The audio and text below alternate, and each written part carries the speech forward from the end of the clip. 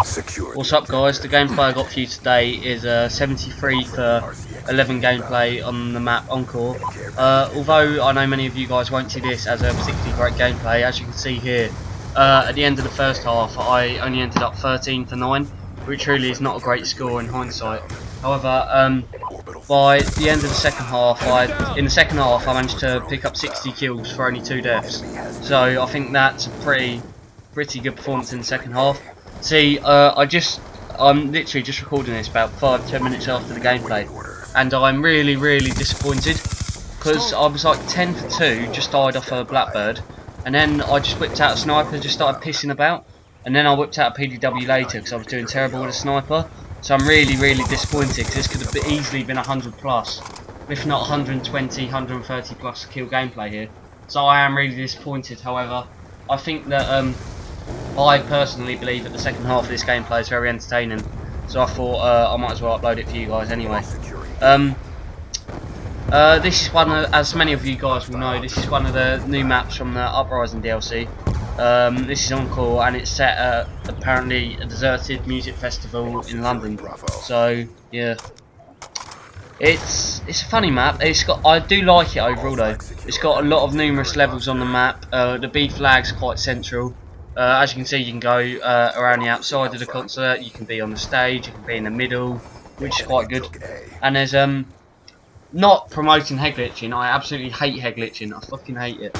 But if you're close to streaks or anything, there are numerous head glitch spots. So if you're close to streaks and don't want to die, you can easily pick up a couple of kills to get you your streaks. Like here, I saw huge amounts of enemies coming this way, and I was really panicking.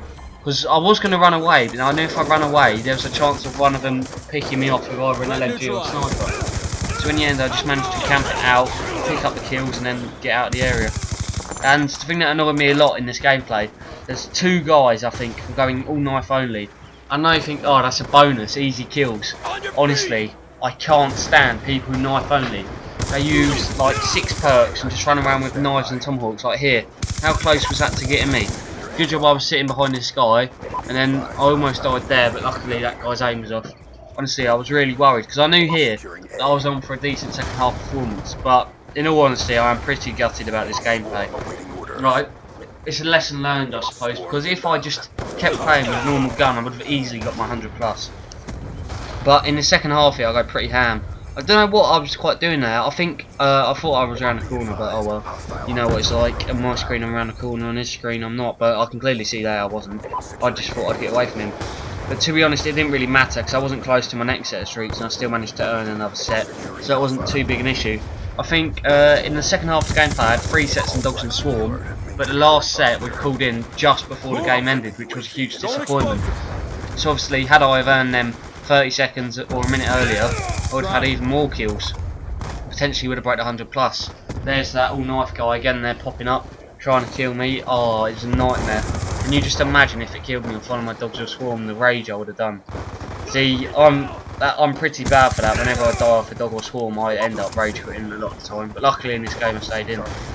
Hugely though, I feel as if on this map it's vital that you constantly pay attention to the radar, because there's so many different, like, there's the all knife again. There's so many different levels on this map you can get killed from.